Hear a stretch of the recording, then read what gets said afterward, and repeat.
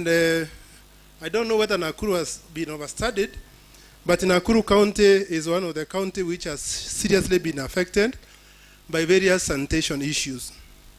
So globally, sanitation, especially shared sanitation, has not been well looked upon. And we have had around a good number of people being affected by sanitation. So from economic point of view, we are asking, how much are we spending? How much are we investing in sanitation? And whenever we talk about sanitation, people have thought about it as something which you just do and run away from. So globally, shared sanitation has increased, or the number of who are relying on shared sanitation is around doubling, from around 10% to 6% to 11% since 1990, according to AGA 2022. Now, what is the cost implication when it comes to sanitation?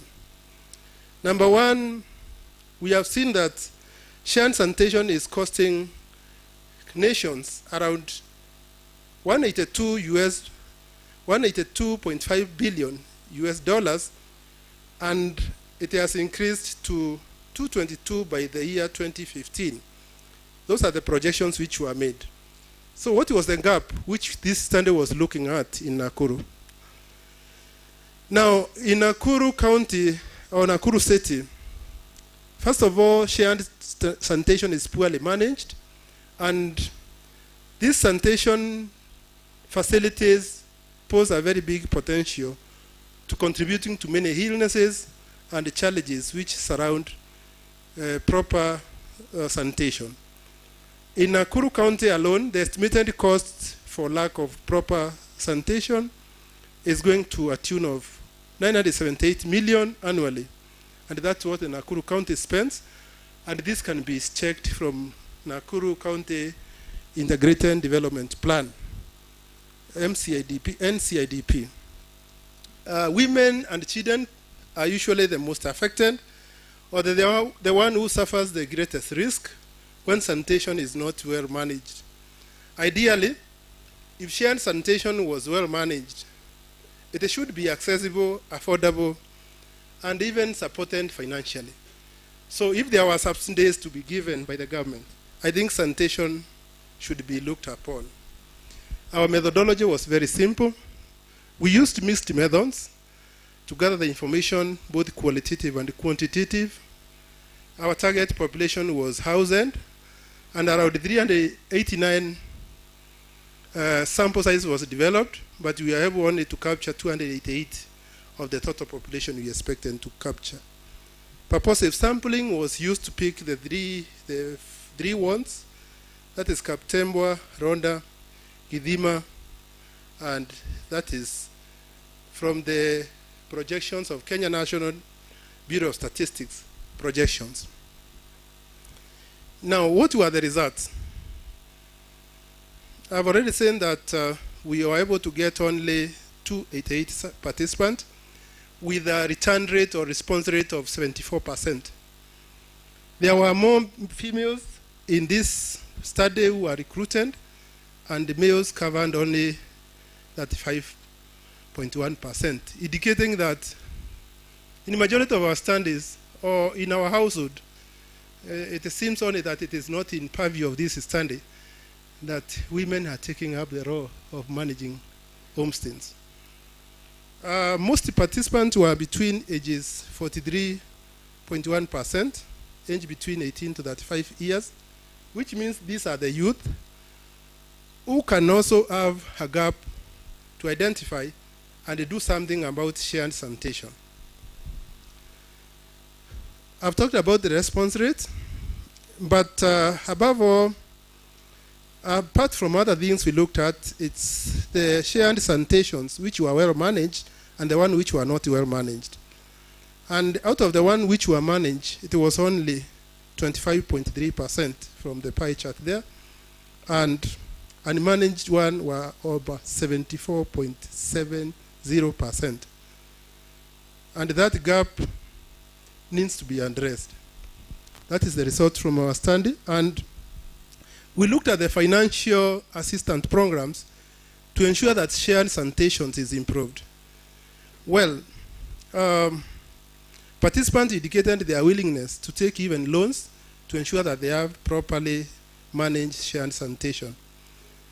There was also significant association between employment status, affordability of sanitation services, membership of informal financial groups, awareness of financial organizations, and the willingness to take loans, and the management of shared sanitation.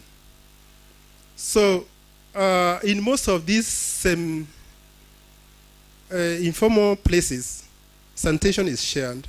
And from that table you can see, from the grants we earned 29.9%, sanitation loans 29.9% again, and the subsidies at that level.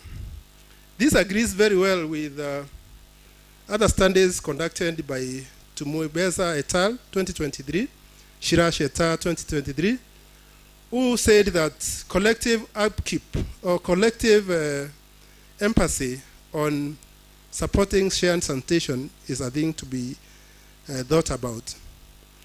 So our participants reported that majority of the families or households which are earning less than 10,000 per month were more likely to have improper sanitation.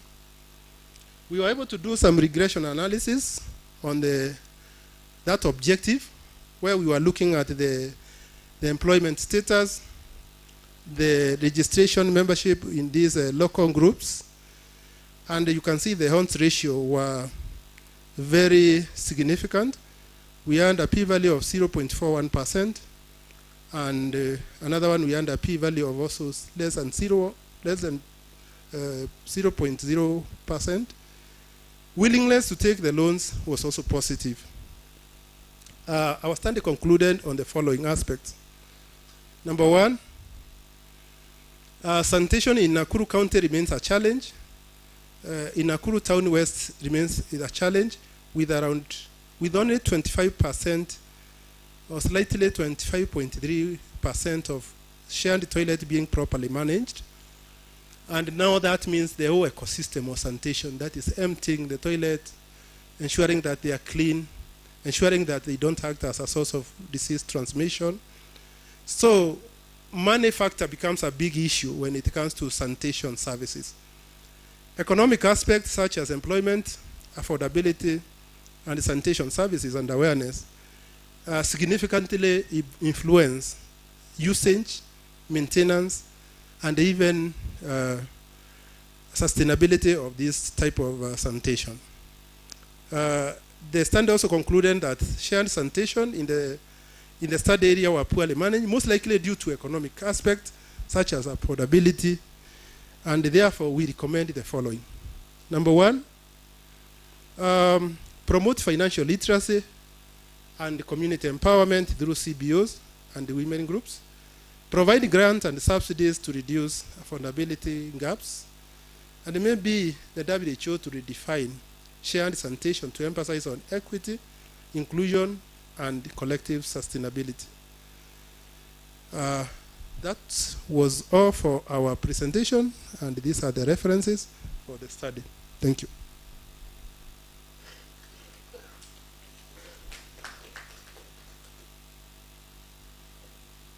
Don't know whether I do the other presentation, then we proceed.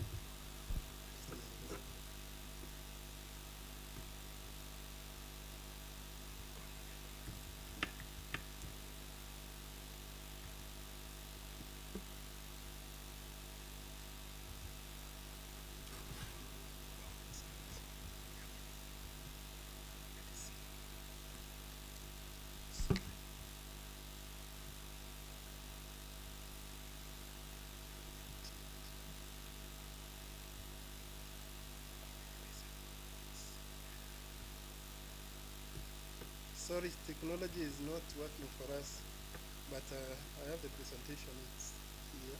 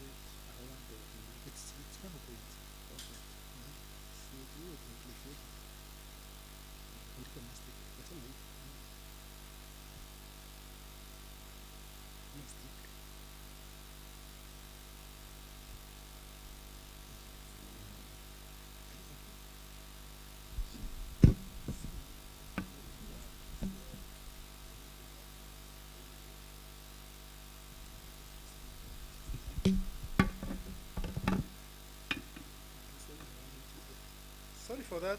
I'm almost there.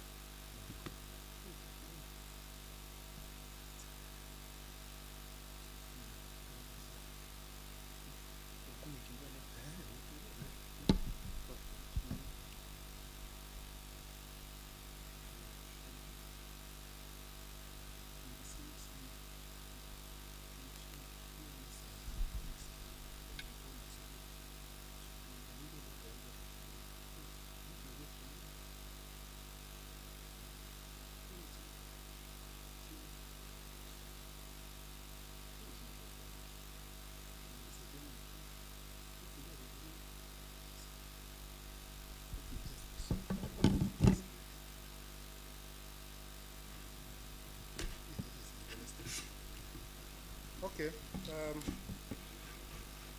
So the presentation I'm giving is on the extraction of what we call organic Mera and the Mugoka extract. It has taken me a long time to get my presentation, but it's okay. So this is one of the most controversial crops in the country, which was legalized some years back under the Act of Parliament. I'm presenting on behalf of those holders. These are the people we work with on the Mera project. It's not visible. So in this project, we are conducting a validation process whereby we have set up a clinical trial of around 30 guinea pigs, and we are trying to extract Mera, two products from Mera which have been patented, that is CMP-001 and CMP-002. CMP-001 is Mugoka Mera concentrated powder, and there is CMP-001, which is Mera Mugoka concentrated liquid. This liquid we are producing using the current technology in terms of consolidating all technologies to ensure that we get the maximum amount of various phytochemicals in terms of the Mera product. Previously, researches have been done looking only at the negative side effects of Mera. And Mera is a cultural crop which has been used in Meru County for over many decades, that's what I would say, by various demographic groups, both young and old, with minimal known side effects, because all other things are alluded to. So our study was pegged on, or is pegged on the following aspects. Number one, we want to evaluate the medicinal attributes of Mera. And why did we think in this direction? This thinking came back around 2008. And the history about it is that we asked a question. Viagra, which is a drug for managing impotence and other issues surrounding male reproductive system, was discovered as a side effect of drug. So what are these positive desired side effects we want to harness from Mera? So number one, we thought of doing a systematic examination on doing a detailed analysis of Katha extract, specifically Mera and the Mugoka, originating from Meru region, specifically from Meru region, because of the purpose of which I've told you. It has, through observation studies, it has been chewed by old and young without any challenges. The chemical constituents of the drug, we also wanted to know the scientific research, review the recent scientific studies and clinical research findings to compare with what we have been doing or what we are undertaking at Meru University. So what I'm presenting today is partial results of what we have been doing and where we are. Mera is known also to have medicinal and herbal, to have been used for medicinal and herbal uses, both from managing various gastrointestinal problems, psychological problems, pain management. Some people have used it for us, we don't want to go those avenues of alluding. We want to do confirmatory tests to validate what we are saying. So we are looking at the medicinal, herbal, and the nutraceutical value of this crop. And this is in comparison with the therapeutic, the traditional and the cultural therapeutic applications of the same. Health benefits of this crop, that's another thing we want to evaluate. And what are the gaps? The existing gaps which we found is that majority of researchers and academia have been concentrating on how much Mera makes teeth to rot. They have been concentrating on how much Mera makes people to have lack of sleep. But for us, that is what we want. We want to see for sure that lack of sleep can be harnessed and be used by watchmen in big cities and be used by the army men in the front line in the war. If you can get pellets and pills on that, it will be good. Those are the desired negative side effects of Mera we want to harness from this study. Now, what are the research gaps? Now, I want to also give another about the ethnobotanical and clinical documentation of Meru has been done, so I will not be concentrating on that area. I've already sent previous research as emphasized on negative research. The gap is in positive benefit documentation. That has not been done, and that is what we are about to document. So I will tell you that lack of these studies to show that the controlled extraction of cathinone and the medicinal and nutraceutical value of this crop is very important. From our research, we have confirmed that with 300 grams of Meru, either Mugoka or Meru itself, the soft twigs, you can get around you can get around 90 to 98% of cathinone. The challenge has been, how do we preserve this cathinone? Our technology at the university, or what we are doing at the university, through using of various technologies, like we have a refrigerator we use, a freezer, which can do around negative 80 degrees Celsius. And through this, we are able to dry the Meru at a duration of only 10 minutes. Samples which we collected in January, they are as raw as they are. So we do dry freezing. We have our lab which has been set by help with our partners from US. And we are able to freeze dry the Meru, crush it, and be able to extract the maximum amount of phytochemicals which are vital for that. So what we are doing, we are feeding the guinea pigs on the normal pellets, and then we are feeding the other group with Meru extract. We want to find out whether they are going to gain weight, whether their sexual activity is going to increase, whether their physiological performance in terms of hormones will increase or skive. So we are at that stage of measuring those aspects. And once we come to that, we'll do now the comparison of what is in the market and what is not in the market. Our first product, of course, is weight management, because Meru is known to reduce weight. So from our trials or from our level where we have, we can say for sure, when you chew Meru, you lose appetite, and some of these animals have shown some degree of not eating as much as the others, which are not on that feed. So we are also thinking of the innovative integration of these products.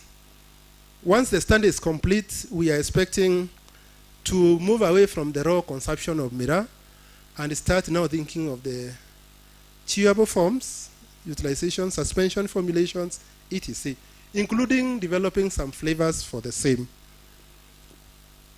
So I would not divulge so much of the information which has not been complete, but that is our focus of the study. The ongoing clinical trial is underway.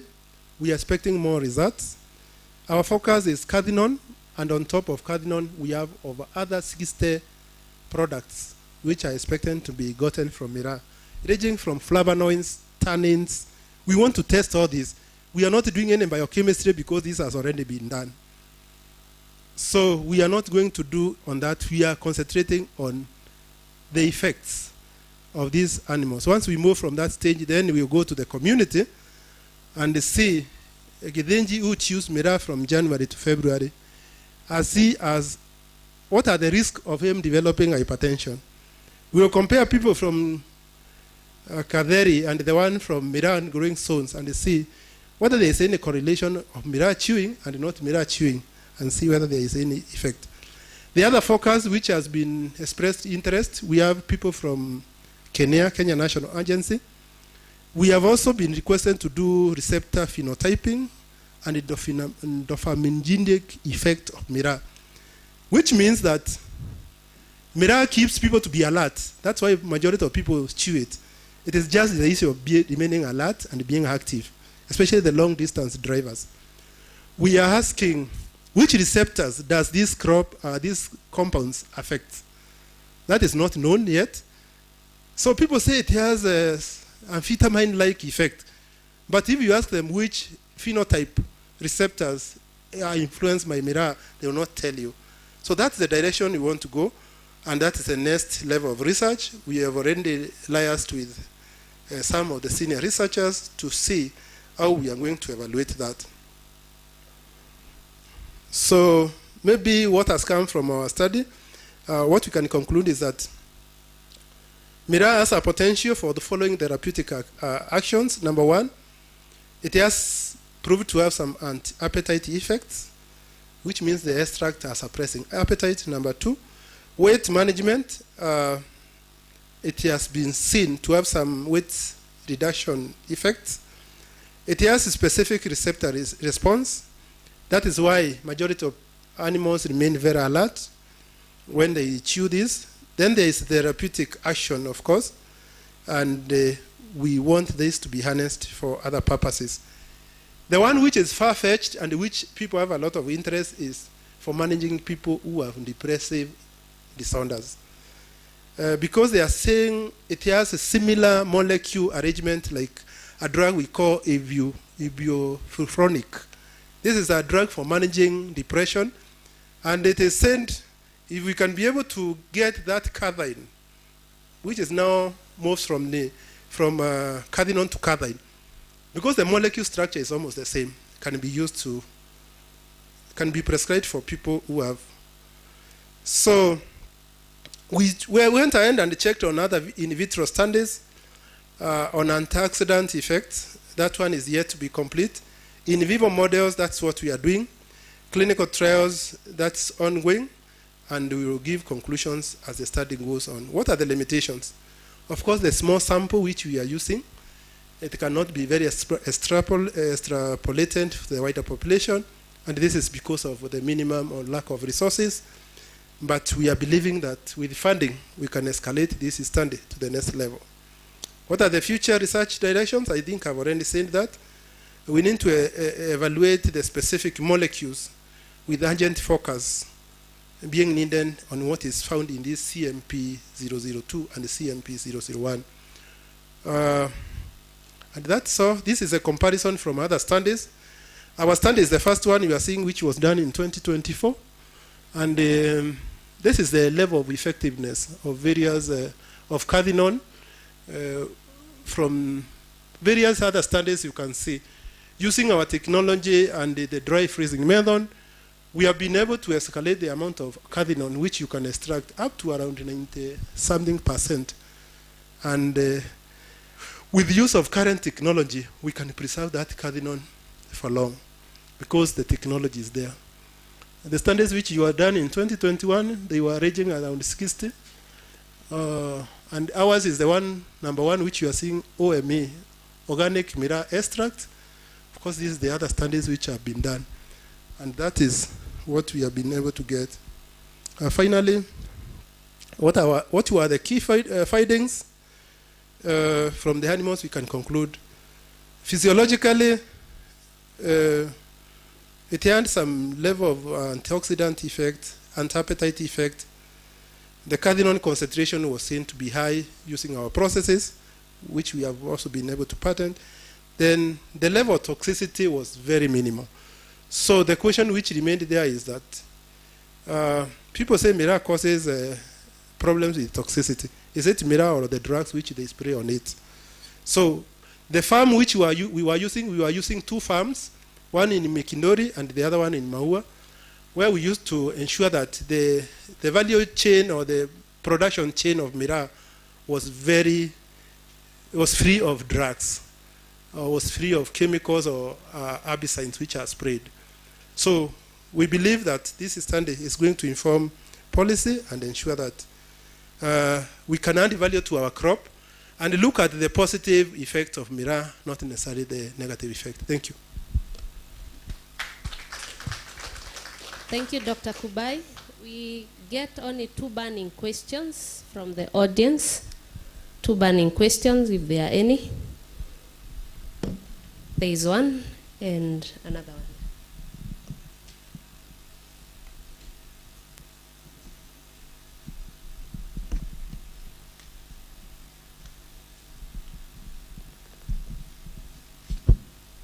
Thank you, Dr. for the good presentations.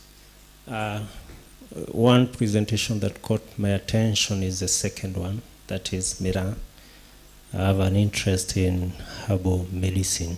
So my first question is, you said you are likely to overlook the phytochemicals because many studies have been done in relationship to phytochemicals present in Meru. But it is also true that scientifically the quantity as well as quality can be affected by different geographical factors, including soil, rainfall. So my input is probably I would be careful with overlooking that aspect, because at the end you need to substantiate whether these phytochemicals are similar with the studies that have been published. So that is my input. I had a second question. I'll give the next before I ask.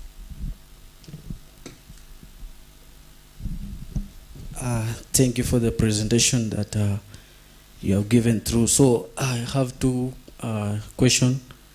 First, for this presentation about the Meru.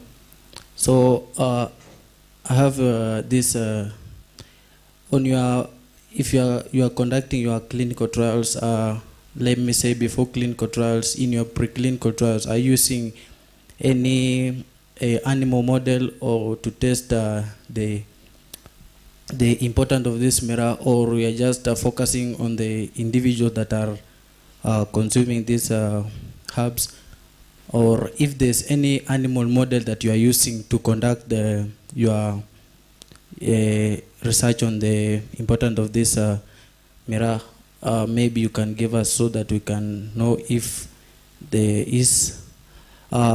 Another question on the first presentation that you undertook, there's a statement you said about that people who mostly have low poor sanitation are those one majorly in that who earn amount of money less than 10,000.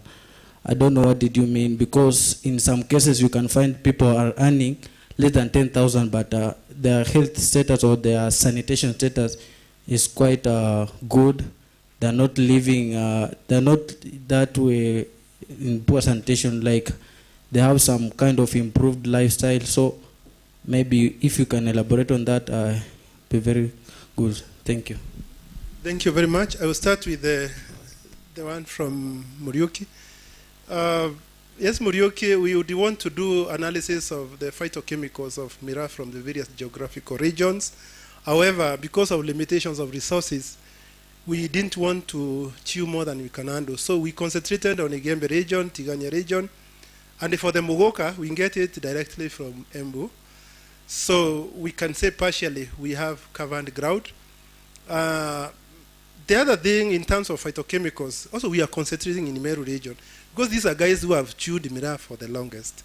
So the other chewers of Meru, or there are people who have used Meru traditionally are Merians.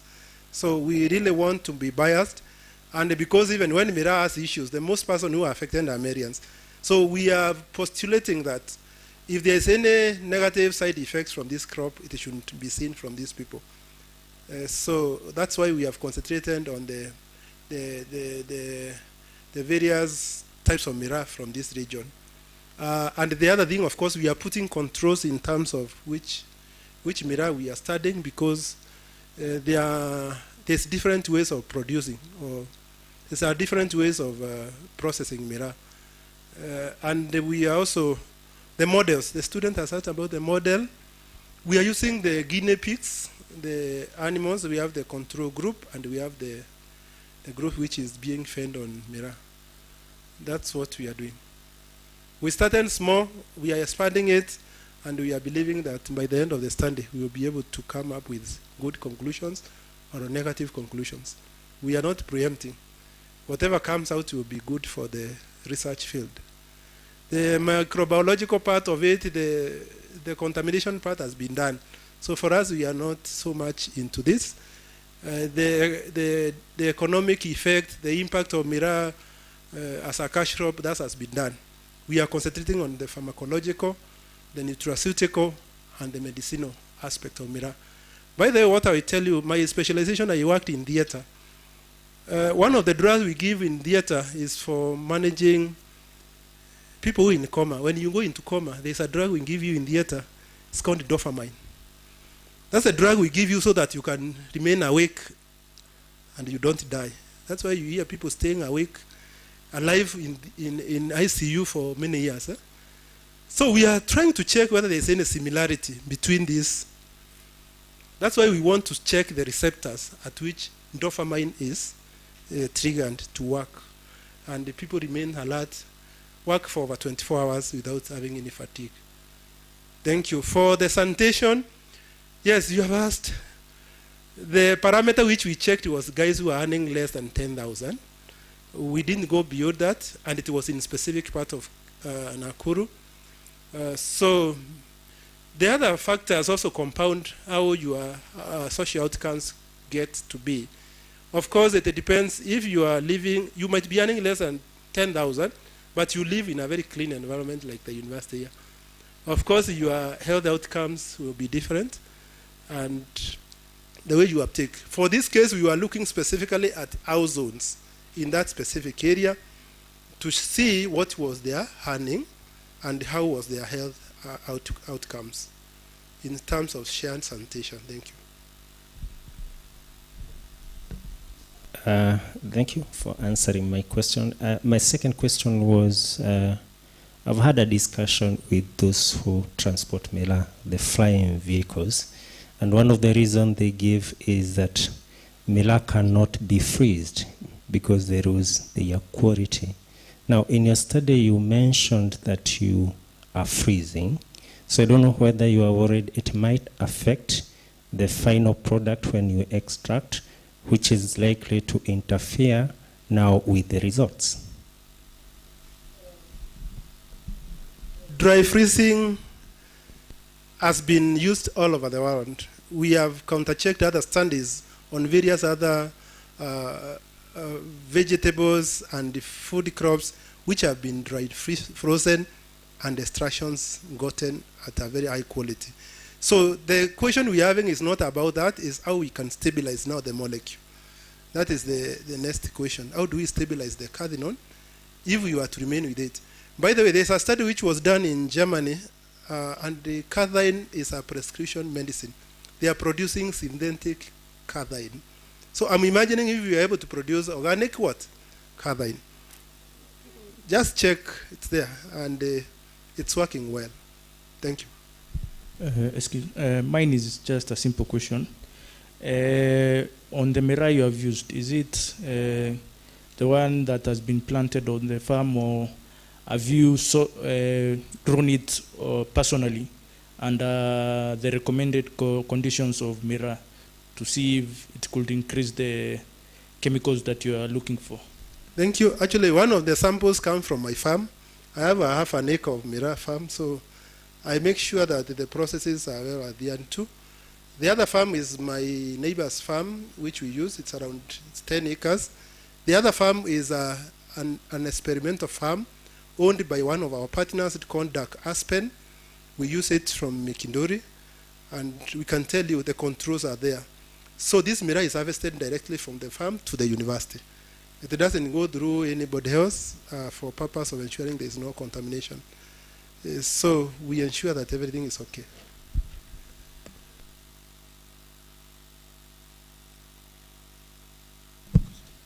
Thank you. Dr. Kubai, lastly, I think for the last question, mine would be, so mostly for Meru users from observation, and I stand to be corrected, I think it is used not in isolation, such that you'll find someone probably who is using Meru is also using another substance. This could be either alcohol or nicotine-based substances. And how will this now counter the effects you're looking for? Because I know one is a stimulant, the others are depressants. So is there a confounding effect of this? Thank you.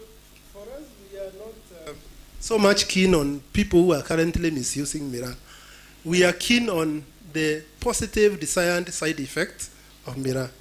Positive desired side effect. When we talk of positive desired side effect, I've just compared, I've given a comparison with Viagra. How was Viagra discovered? It was a side effect of the drug. So if Mira causes lack of appetite, there are people here who are having problems with their BMIs and weight. If I could chew a few tablets and pills and I'm okay, I wouldn't mind that. Because also we can't stop doing research because some people, of course Mira is so much abused. Some people actually chew cocaine in guys that they are using. And that's what happened in Mombasa last year when they were saying that it is Mira which is making their children to become zombies. One of our professors in this university asked, we could be having more zombies in Meru, but do you have zombies in Meru?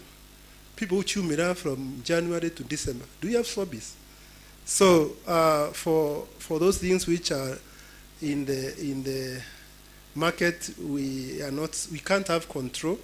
What we can have control is, can we make a pill which will be used by people who are overweight? Remember, the world population with overweight is running to over 10 billion people who are becoming overweight. Actually, because of civilization, even some of us here already, we are heading towards that direction. And you know what it means when you become overweight or obese. You end up getting other complications of non-communicable diseases. Thank you. Thank you, Dr. Kubai. I think let's give a round of applause. I think your research is very interesting. Let's allow one or two, and then the Dean, Dr. Kubai, you shall also invite Prof. Mamu. Yes. Okay.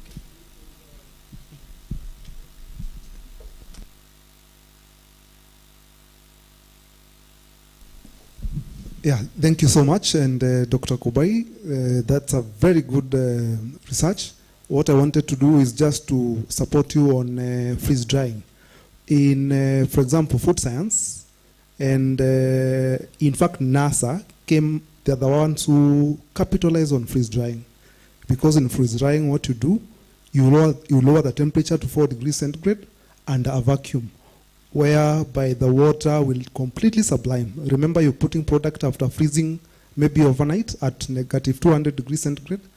And when you subject this to a vacuum, you raise the temperature to 4 degrees centigrade, the water will sublime, meaning the heat labile nutrients will remain intact, they'll not be affected. So freeze drying won't affect the bioactive components in Mira. Thank you, Dr. Mariga. Dr. Mariga is one of our research team members, and we have tested at different levels. We started with the negative 10, negative 20, negative 50, negative 40, and we can get a very good product at negative 56 degrees Celsius. At only 10 minutes, it is not even staying there forever. At only 10 minutes, we are able to achieve the desired product we want. Thank you. Okay, thanks, Dr. Kubai, for that informative presentation and for inviting me here. I'm just curious. I hear Mira is graded. There are quite a number of names, and I know Mugoka is not, it's on the lower grade. So are you extracting the cathinone based on the grade? I would refer you to have a website. We have different grading of Mira, and fortunately I was in the Mira Technical Committee, which developed the standards for Mira at KEPS, and we consulted widely the community. The grading was not scientific. That's the first thing I want to allude. The grading was based on what people say. So for our research, we are not going into that direction. We have digressed a bit. We usually check from the twigs, which are around 2 weeks old. Then we go to the Mugoka, which is around 1 week old, and we see the different amount of cathinone which can be extracted from that part of Mira. Then there are those mature leaves, those who come from northeastern Kenya. There is the oldest part of Mira which they use. That part also, we are trying to dry freeze it, crush it, and extract a various amount of cathinone. which we are going to give when the research is complete.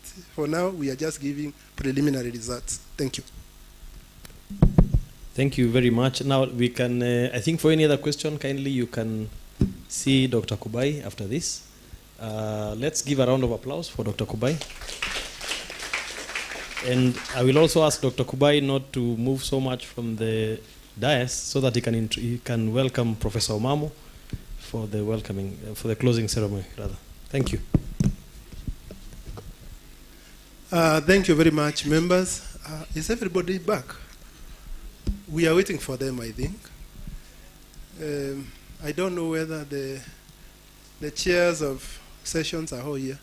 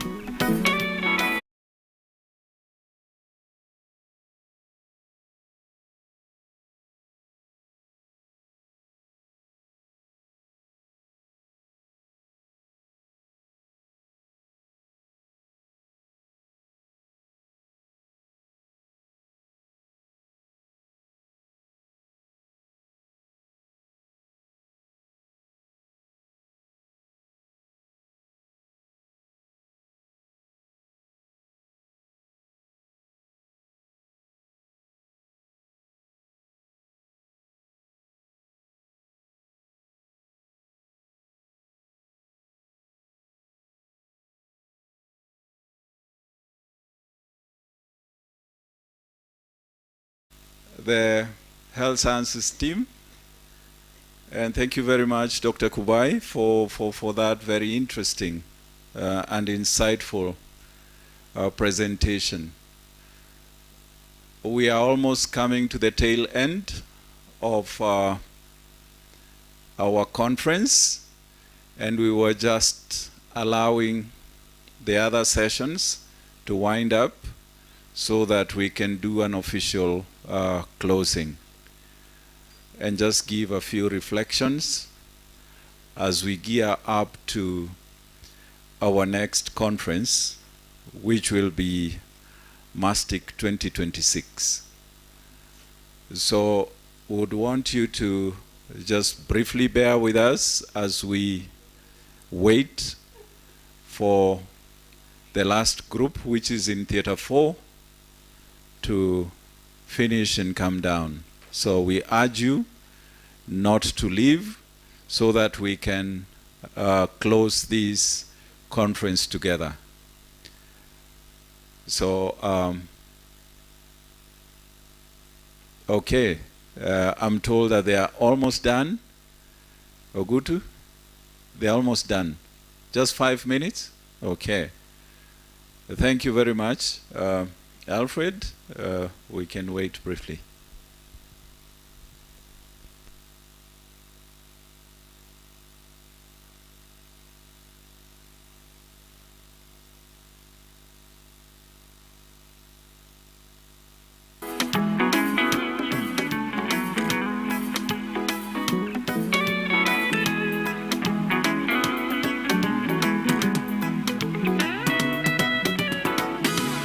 Haijawa rahisi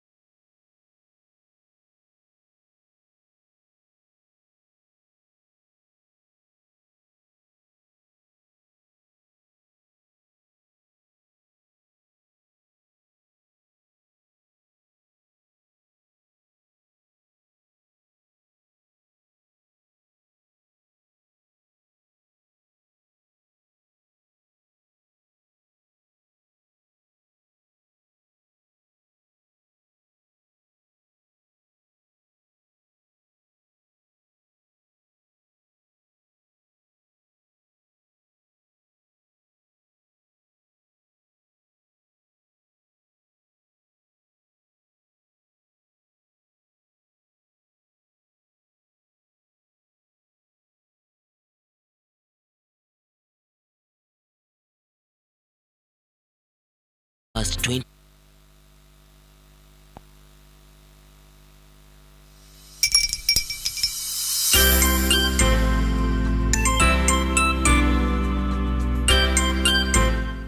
The Meru University of Science and Technology is a world-class university. It is located in Tigania West constituency in Meru County, 15 kilometers northeast of Meru town, along the Meru-Makutano Maua Highway.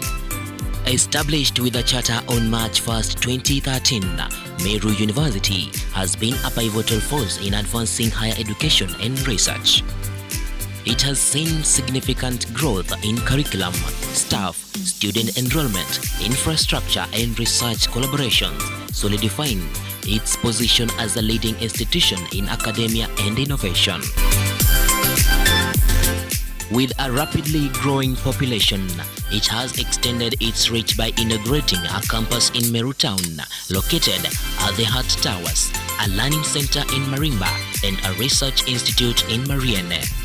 In pursuit of our mission to provide quality university education, training and research in science, technology and innovation, the university has successfully implemented the quality. Good evening.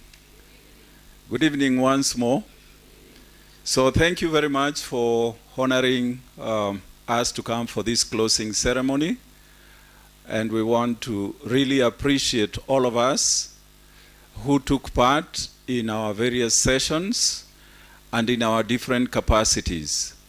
So we are just about to start the closing ceremony, and we will have our DVCs and the VC giving us their closing remarks and their reflections as we move forward. So for now, I want us to do one small exercise. Let's stand up. Let's stand up. Let's all stand up. I know we have been tired. I know we've been tired. So I just want you to turn to your right and your left and tell them asante sana.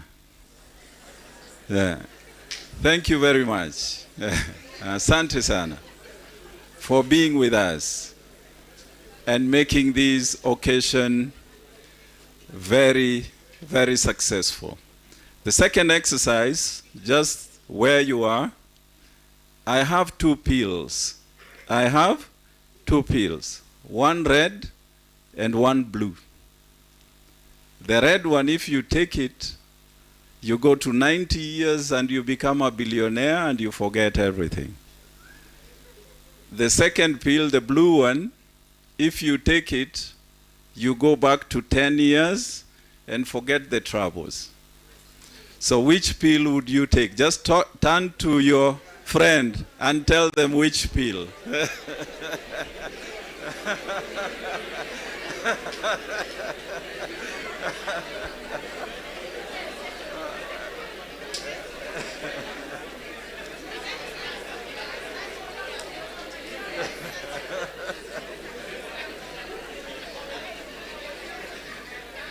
So, do we have our answers?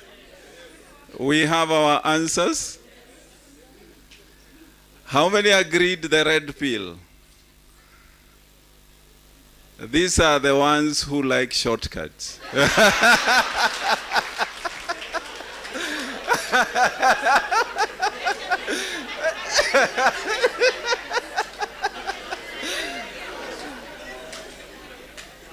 How many took the blue pill? These are the ones who are regretting all their lives.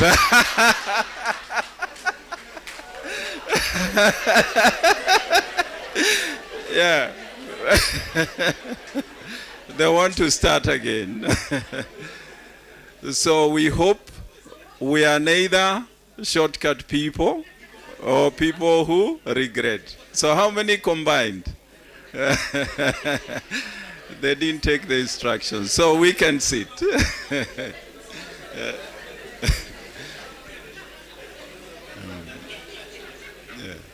So thank you very much.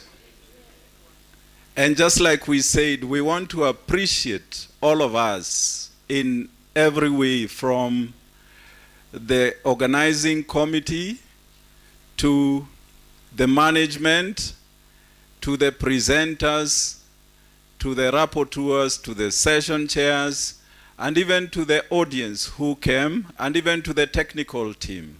So we can't thank you enough, and everyone matters in Mustic, because without them there is something missing.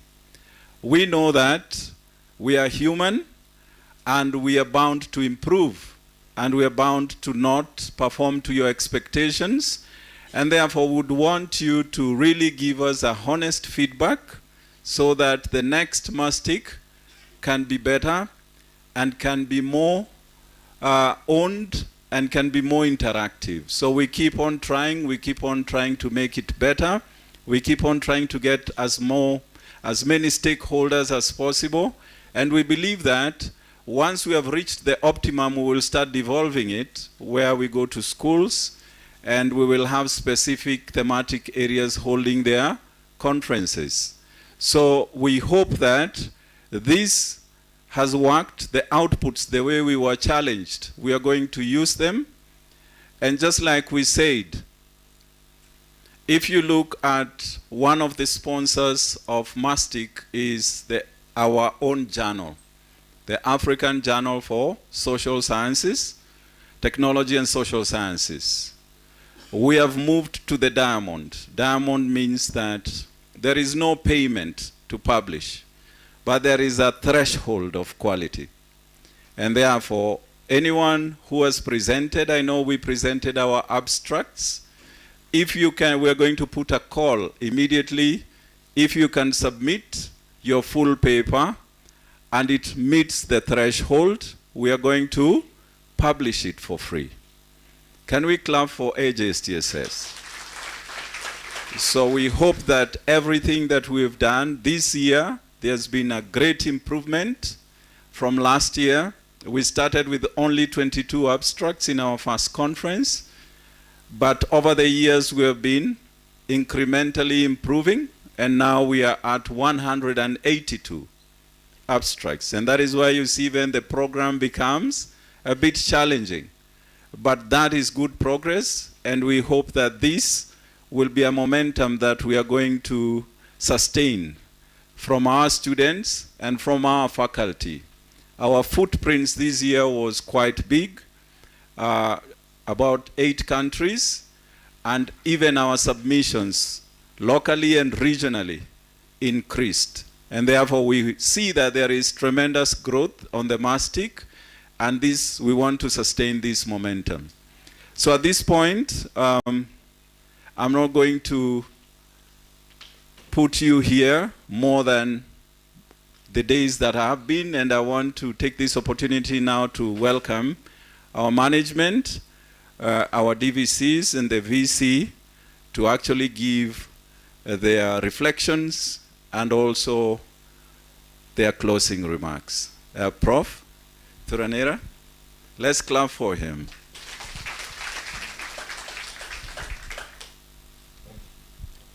Thank you very much, Professor Omamo. Participants, good evening. It's a pleasure to be here when we are closing.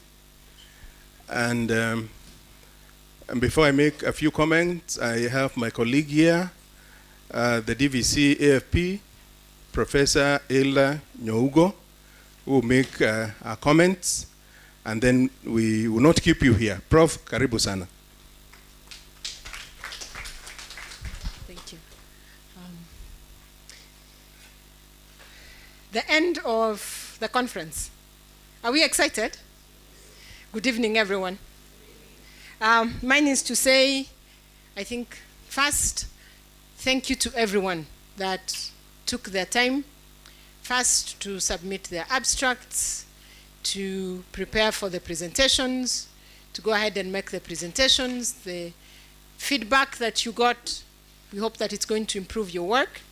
For those who didn't have a chance to present, I hope that you learned something from the presentations. I know the session chairs and rapporteurs usually never have a choice but to be there throughout, and it's quite time consuming. Mine is to say thank you for all that. Now, for the administrative staff, let me see by a show of hands. How many administrative staff are still here on Friday afternoon, Friday evening? Let me see by a show of hands. Okay, very good. Excellent. It's a good number. This is, I think, our very first one for administrative staff to be more engaged and actively engaged in it, which is really good. And even the support that we've had in the conference, that has added to make it successful. Allow me to wish you a wonderful evening, everyone, and a great weekend. Thank you very much. Thank you, Prof, for those brief remarks. I will not take much of your time. I want to announce that we'll issue the certificates of participation to the presenters, to the chairs, to the rapporteurs. The directorate will send them the e-certificates to you to show that you participated in this particular Mustic 2025. The other issue I want to comment as we come to the end of this conference is that I would like also to invite you in the month of September this year, September 7th. It will be a Sunday. We will have Monte Kenya mountain run, in one of our campuses in Marimba. It is next to the Mount Kenya forest. We'll be having a marathon for endowment and support of research in this university. It will be the first one. And we encourage institutions to set teams and individuals also to participate. And there will be prizes to be won. We will have a 14-kilometer race. We will have an 8-kilometer race. And I know most of you will take the 2-kilometer fun race. So we'll be giving prizes, and I can see KMTC has been with us here all through. All other learning institutions, we are going to invite you. As a university, we want to encourage Endu tourism, like this one. Endu tourism, Endu sports, and when our visitors come here, like the ones who came from abroad, from the Netherlands, Italy, and the US, I was very happy when they said, before they came here, they went up to Mount Kenya to climb the mountain. And the challenge from our chief guest on Wednesday, Professor Atemo Misheka, who was here, he said that Masai Mara has taken the front in terms of promotion of tourism in this country. But for us, we have the highest mountain in Kenya, the second highest in Africa, and we have not promoted tourism. And as an institution, we want to use our campus in Marimba. I can see even our director from Marimba is here, Dr. Kirigia, who is the team leader of our technical committee, which is organizing. And for your information, we're organizing it with Athletics Kenya, and it will be done professionally. And there will be prizes to be won. So we want to spread this gospel very early. The other thing I want to mention is that out of this conference, we have seen various thematic areas, from precision agriculture to computing to engineering to all the various thematic areas. And again, Professor Misheka gave us a challenge, and they said, why don't you have a consortium of the universities around this region? I saw my colleagues from Karatina. I've seen Embu, University of Embu, they are here. Daraka, Laikipia, they are here. So we want to take this opportunity to look at those issues And Professor Mam already has said, we have started with a thematic area in all the sciences. We will combine with nursing, computing, and education. And we'll have a consortium of 8 universities in the region, which we are going to start our research and proposals. And then we are moving from the major Mustic and going into specific schools. Now we start with School of Health Sciences and Nursing. Computing, you can have your own autonomous conference, so that now you call your own professionals in that particular area. So for me, on behalf of the academic and the research division, I say thank you very much. Thank you, our technical team from Chuka University. Thank you, the people who have taken care of our catering. Thank you, our security. You can see them all over. Thank you, the organizing committee led by Professor Mamo. Thank you, participants from all over the country, from the 8 countries that have participated, and a host of many national institutions in this country.